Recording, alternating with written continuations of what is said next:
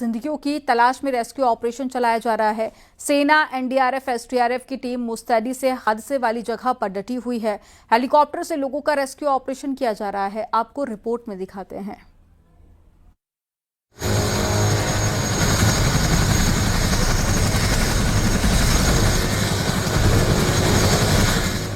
धराली में ऐसी त्रासदी आई जिसके जख्म भरने में काफी वक्त लग जाएगा। पहाड़ से आए सैलाब ने पूरा गांव ही निगल लिया। भीषण आपदा के बाद राहत और बचाव के काम ने तेजी पकड़ रखी है। MI-17 हेलीकॉप्टर के जरिए लोगों को निकालने का काम शुरू किया गया।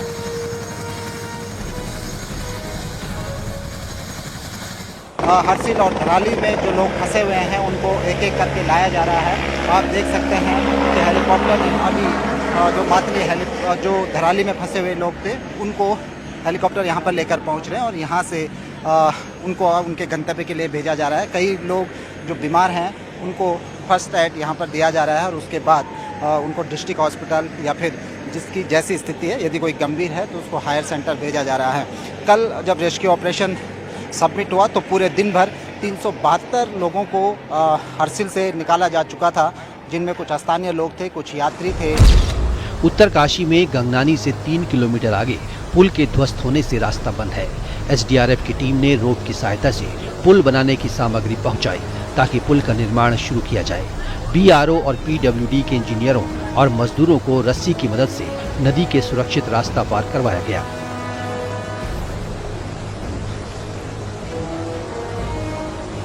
उत्तरकाशी में बड़ी संख्या में गुजरात और महाराष्ट्र समेत कई राज्यों के यात्री फंसे हैं, जिन्हें सुरक्षित निकालने का काम किया जा रहा है। कई यात्रियों को मताली हेलीपैड लाया गया। यहाँ से गवर्नमेंट ऑफ उत्तराखंड और गवर्नमेंट ऑफ गुजरात दोनों के सपोर्ट से बहुत ही अच्छा रेस्क्यू चल रहा है। सैल्यूट टू यहाँ की लोकल पुलिस, आर्मी हमारी बहुत केयर लिए हैं। प्रशासन ने हम लोग का बहुत सहकार दिया है, उसकी वजह से ही हम लोग आज यहाँ पे आए हैं। सबने हमको अच्छी तरह से मदद की। ईसावास्यम में हम रुके थे, वहाँ तो बहुत अच्छी सेवाएं मिल रही थी। बहुत अच्छा किया है, सरकार अच्छा दिया है, अच्छी तरह से हमें लाए यहाँ भेजे। हरसिल में आई तबाही के बाद सेना के K9 यूनिट की मदद ली जा रही है। इसमें खास ट्रेनिंग वाले डॉग्स को लगाया गया है। सेना ने हेलीकॉप्टर के जरिए इन्हें मौके पर भेजा। इस कार्रवाई के दौरान हम नई इक्विपमेंट, नई टेक्नोलॉजी का भी इस्तेमाल कर रहे हैं, जिसमें ग्राउंड पेनिट्रेटिंग रडार का इस्तेमाल किया जा रहा है दबी हुई डेड बॉडीज को निकालने के लिए। और इसी के साथ साथ कुछ नई ग्राउंड पेनिट्रेटिंग रडार जो हीट सिग्नेचर और ह्यूमन सिग्नेचर को डिटेक्ट कर सकता है जमीन के अंदर, उसका भी इस्तेमाल किया जा रहा है। धराली आपदा में कितने लोग लापता हैं, इसका कोई आधिकारिक आंकड़ा सामने नहीं आया है, लेकिन अपने परिजनों की तलाश में कुछ लोग भी पहुंचे हैं। बिहार के चंपारण से विवेक अपने बहनोई की तलाश में उत्तरकाशी के हेलीपैड पर पहुंचे। 3 दिन हम लोग को लगा यहाँ पर पहुँचने में और उसके बाद हम लोग गए थे वहाँ पर कार्यालय ऑफिस गए थे, तो वहाँ से हम लोग को यहाँ पर भेजा गया। तो कल हम लोग को हेलीपैड के लिए सुविधा मांगे थे। तो जो आपके बहनोई थे, एक तो उनका नाम क्या था और करते क्या थे? वो उनका नाम था रामाधार कुशवाहा और वो काम करते थे राजमिस्त्री का। जो घर और जो बनाते हैं ना, उन्हीं का काम करते थे। वो धराली में काम करते थे। हाँ, जो मेन धराली है, जो वहाँ पर नीचे बहकार आ रहा था ना मलबा, वहीं पर वो काम कर रहे थे। धराली की तबाही ने एक झटके में सब कुछ छीन लिया, लेकिन मलबे के बीच से जिंदगी की तलाश में रेस्क्यू का काम तेजी से चलता जा रहा है। Bureau report, news 18, UP, Uttarakhand.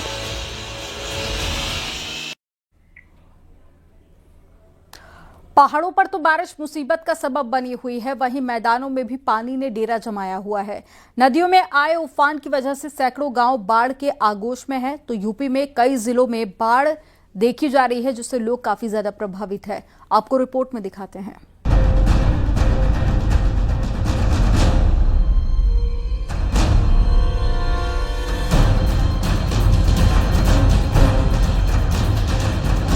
एक तरफ पहाड़ों में तबाही मची हुई है, तो वहीं मैदानों में बाढ़ ने हालात मुश्किल बना दिए हैं।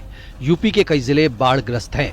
बलिया में गंगा और सरयू नदी प्रचंड वेग के साथ बढ़ रही है, जिससे यहाँ 22 पक्के मकान और 298 रिहायशी झोपड़ी पानी में समा चुकी हैं। कई प्राइमरी स्कूल डूब चुके हैं, जिससे पढ़ाई में भी दिक्कत आ रही है। राहत टीमों की तैनाती कर दी गई है। हमारे परिषदीय विद्यालय भी प्रभावित हुए हैं। कुल अभी तक 78 परिषदीय विद्यालय ऐसे हैं जिनमें पानी है और इस वजह से वहाँ के परिषदीय विद्यालयों को बंद कर दिया गया है। और वहाँ छुट्टी घोषित कर दी गई है और सभी स्थानीय वासियों से अनुरोध किया गया है कि वो अपने बच्चों को बाहर न भेजें, जिससे कोई दुर्घटना न होने पाए। बहराइच में बाढ़ से हालात खराब हैं। भारी बारिश और नेपाल से छोड़े गए पानी की वजह से बहराइच में कई गांव डूब गए। घाघरा नदी में आए उफान की वजह से लोगों की मुश्किलें बढ़ गईं।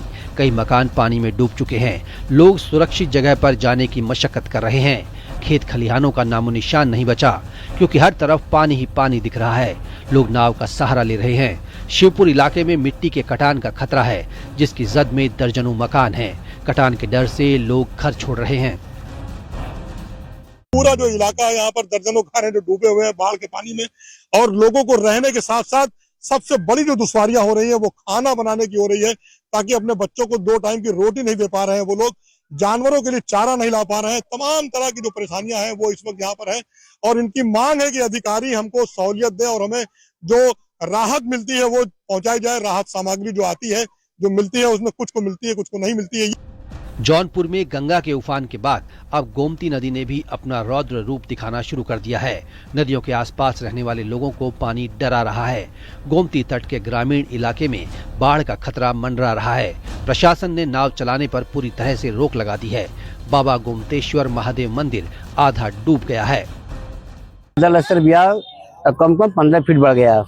आज के डेट में 15 फीट पानी ऊपर आ गया है। जो गोमतेश्वर बाबा का दरबार था वो डूब गया। हनुमान घाट का मंदिर तट डूब गया। हापुड़ के गढ़ मुक्तेश्वर में गंगा का जलस्तर तेजी से बढ़ रहा है। खादर क्षेत्र के गांवों पर बाढ़ का संकट मंडराने लगा है। कई गांव की सीमाओं को पार करते हुए गंगा का पानी आबादी तक पहुंच गया है, जिसके चलते प्रशासन भी मुस्तैद नजर आ रहा है। बाढ़ चौकियां बनाई गई हैं। बढ़ते जलस्तर के कारण लठीरा के आसपास के जो हमारे गांव हैं, बड़ावली हो गया, जो मढ़ैया है, वहाँ पे खेतों में पानी घुस आया है।